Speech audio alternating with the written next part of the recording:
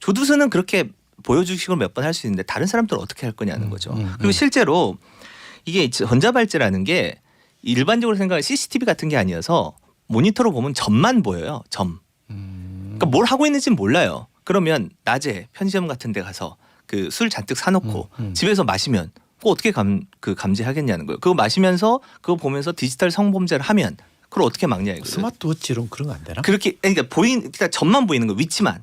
그래서 실제 어떤 일이 있었냐면 조두순처럼 아동 성범죄자였고 1대1 관찰 대상이었던 젊은 남성이 있었는데 온라인 채팅 앱으로 집에서 전달 감독 중에 디지털 성범죄도 저질렀고 실제로 성범죄까지 이제 집으로 불러서 저지른 경우까지 있었어요. 그러니까 이철이의 정치쇼.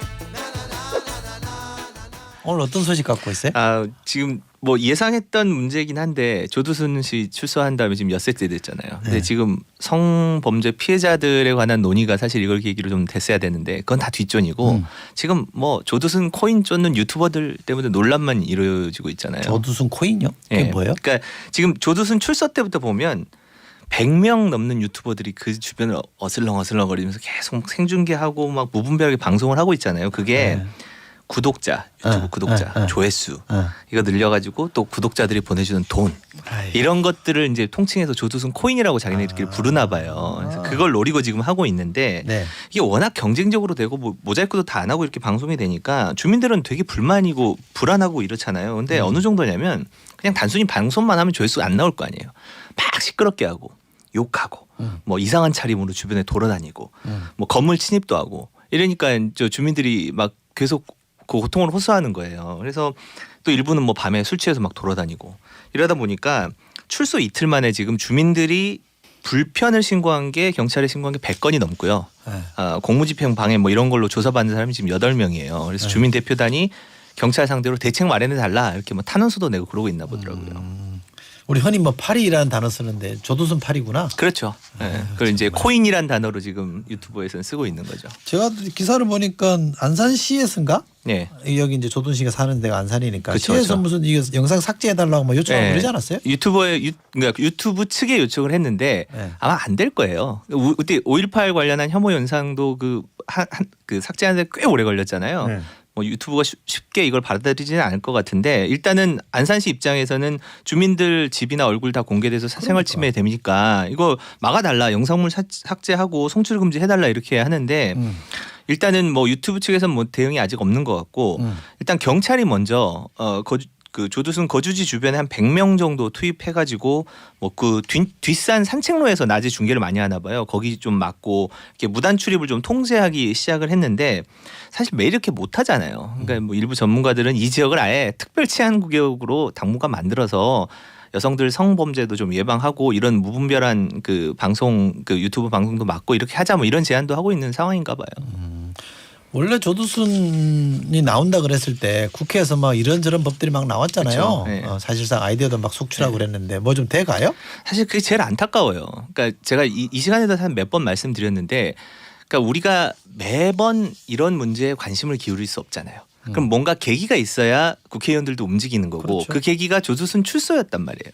그럼 조두순 출소를 앞두고 우리가 국회에 낸 게 한 뭐 16개 정도 비슷한 내용의 법안들이 나왔는데 맞네. 정작 이제 통과된 건 몇 개 안 돼요. 그 뭐 제도적으로 막는 법은 사실 하나도 통과가 안 됐고 뭐 제도적으로 예를 들면 성범죄자들 출소해가지고 뭐 피해자들하고 분리시키거나 또 보호 수용을 시키거나 이런 것들은 안 됐고요. 그 통과된 거는 아동 성범죄 거주자를 사는 곳을 뭐 건물 번호까지 공개하는 거. 그러니까 한 단계 조금 더 들어간 거죠. 보호관찰관에게 사법 경찰권을 부여하는 거. 이건 뭐냐면 그동안은 보호관찰관은 체포는 못했어요. 억제만 할 수 있었고. 그러니까 그거를 경찰을 불렀어야 됐거든요. 그 자리에서 바로 할 수 있게 한다는 거고. 전자발찌를 찬 경우에 통학 시간과 야간에 외출을 제한하고 어린이 보호구역 출입을 좀 막는 이런 거 정도 통과가 됐는데 뭐 조두순 경우에 소급 적용은 안 되고요. 그래서 이제 검찰이 법원에 따로 이제 특별 준수 사항이라는 거를 청구를 했어요. 그게 인용이 됐는데 이건 조두순한테만 적용되는 거예요. 그러니까 밤 9시 이후로는 집 밖에 나가지 말아라. 그리고 유치원, 뭐 학교 통학 시간에 접근하지 말아라. 그리고 이게 좀 약간 어떻게 그 검증할지 좀 논란이긴 한데 음주. 그러니까 조두순이 대부분의 전과가 음주 상태에서 벌어졌으니까 7년 동안 혈중 알코올 농도 0.03% 이상 마시지 말아라. 그러니까 쉽게 말하면 소주 한 2잔 정도예요. 성인 남성. 마시지 말아라. 이런 조치를 어기면 상습적으로 어기면 3년 이하 징역 또는 1,000만 원 이하 벌금으로 형사처벌하겠다. 뭐 이런 내용으로 지금 특별 준수 조항을 조치를 했어요. 그런데 이건 지금 조두순 개인한테만 하는 거잖아요. 우리가 지금 논의하는 거는 조두순 개인에 관한 이야기가 아니라 아동 성범죄자들, 조두순 같은 아동 성범죄자들을 어떻게 출소 때 관리할 것인가, 이게 대책이 12년 동안 없어서 이게 문제라는 이야기를 계속해왔던 건데 지금 뭐 보호관찰관 한 명이 평균 한 13명 이상을 감시를 하는데 조두순처럼 어떻게 모든 사람을 그렇게 하겠냐고요. 이미 지금도 인력이 안 되는데. 그리고 이게 얼마나 실효성이 있느냐 이런 문제도 있어요.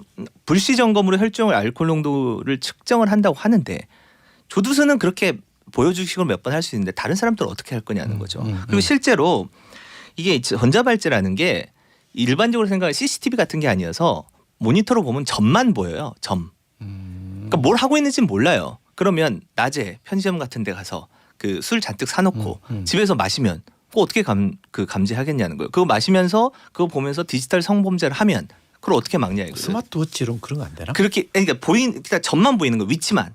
그래서 실제 어떤 일이 있었냐면 조두순처럼 아동 성범죄자였고 1대1 관찰 대상이었던 젊은 남성이 있었는데 온라인 채팅 앱으로 집에서 전달 감독 중에 디지털 성범죄도 저질렀고 실제로 성범죄까지 이제 집으로 불러서 저지른 경우까지 있었어요. 그러니까 우리가 지금 논의해야 되는 거는 조두순 한 명이 아니라 조두순 같은 성범죄자들 어떻게 좀 출소 꼼꼼히 막느냐, 이걸 좀 논의를 해야 된다 이거죠. 그런 제도적 장치가 저거 아니에요? 보호 수용 제도? 그렇죠. 그건 어떻게 안 됐어요? 결국 이번에도 논의도 제대로 못했어요. 그러니까 이게 지금 하자는 이야기가 뭐냐면 그분들 바쁜 일이 있어서 그랬을 거예요. 그렇죠. 네. 우리 모두 아는 그 워낙 바쁜 일. 바빴어요. 네. 보완처 분적이에요. 그러니까 무슨 말이냐면 과거에 잘못한 것이 대해서 추가 제재를 하는 게 아니라 앞으로 이런 범죄가 일어날 가능성이 대단히 높으니 그거를 보호 수용제를 통해서 좀 떨어뜨리자 이런 건데 국회 벽을 못 넘었거든요. 그러니까 이게 그냥 단순히 가둬놓자 격리하자 이게 아니고 심리치료를 병행을 해가지고 또 당사자가 원할 경우에 약물치료 같은 걸 병행해서 실제로 그런 약간 중독성 있는 범죄 성향을 좀 낮춘 상태에서 보호수용 기간을 좀 단축시키고 이렇게 해서 사회에 적응할 수 있는 시간을 갖는 제도란 말이에요. 독일이나 미국 다 해요. 근데 우리는 지금 이걸 논의를 못하고 있는데 법무부가 지금 그나마 이제 검토하고 있는 것 중에 하나는 약간 보완, 여기서 또 한 번 또 보완하는 건데 주간에는 그냥 일상생활하고 야간에만 보수용 시설로 와서 뭐 약물치료, 심리치료 같이 받는 뭐 이런 걸 해보자라고 하는 건데 이것도 지금 뭐 사실은 뭐 논의가 좀 안 이루어지고 있는 상태죠. 근데 네. 내용을 보면요, 지금 조두순한테 그 부과된 특별 준수사항 조치 이거하고 거의 비슷하잖아요. 인권 침해 때문에 안 된다고 하는데 거의 비슷한 거 아니냐 이거예요, 제 말은. 그럼 조두순 한 명만 주목할 게 아니라 이런 걸 그냥 제도적으로 만드는 게 맞지 않냐라는 생각이 드는 거죠. 그 상당히 뭐 어렵지도 않고 충분히 합리적이고 설득력 있는 주장인데 왜 안 해요? 이게 지금 18대부터 국회에 계속 됐어요. 18대, 19대, 21대 20대, 지금 21대잖아요. 18대, 19대, 20대에서 무산됐고 21대 국회에서도 지금 논의 안 되고 이번에도 안 됐던 이유가 이중처벌하고 인권침해 논란이에요. 그러니까 법원에서 지금 아까도 말씀드렸지만 부과된 특별 준수 뭐 사항, 그럼 이건 인권침해 기준에서 괜찮냐? 그리고 그럼 결국 이사를 가야 했던 피해자의 인권은 대체 누가 신경을 써주느냐? 이런 문제가 남을 수 있잖아요. 근데 이런 거에 대한 논의는 한 발짝 진전이 없이 계속 가해자 인권에 관한 이야기를 하는데 이거는 과거에 위헌 판결 받은 사회보호과무제하고는 좀 달라요. 대법원 판례에서도 이건 과거에 대한 이중 처벌이 아니라 장래 위험에 대해서 행위자를 보호하고 사회 방어하기 위한 조치다 이렇게 이야기를 하거든요. 이 부분이 좀 논의가 진전이 됐으면 하는 생각이 있어요. 네. 김영훈이 문자 주셨습니다. 현재로서는 주민분 노출되면 개인권리 침해로 신고하면 되는데 한계가 있어요. 참 짜증나는 상황입니다 하셨고요. 이 아이디 쓰시는 분입니다. 아이들이 그 유튜브를 보면서 아무렇지 않게 조두순 사건을 웃으며 대화를 하고 깔깔거려서 제가 사건 내용을 얘기해주고 주의를 줬습니다 하셨고요. 잘하셨습니다. 이예원님, 음주가 가능하다는 것 자체가 이해가 안 되네요 하셨고요. 저도 약간 그런 편입니다. 2098번 쓰시는 분도 문자 주셨는데 조두순만 있는 것도 아니에요. 조카 성폭행한 죄인도 나온다는데 그런데 별로 아는 사람이 없죠 하셨습니다. 자, 제도적 장치를 잘 만들어야 되겠다라는 우리 정명훈 기자의 지적을 새겨들으면 좋겠습니다. 정명훈 기자 고맙습니다. 네, 감사합니다.